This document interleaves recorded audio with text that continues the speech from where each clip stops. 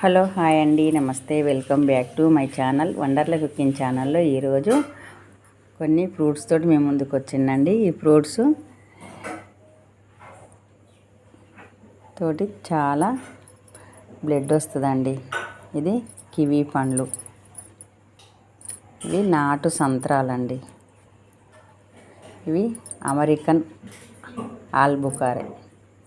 ఇది ఒక్కటి తిన్నా కానీ మనం 4-5 సేపులు తిన్నంత బరాబర్ అండి.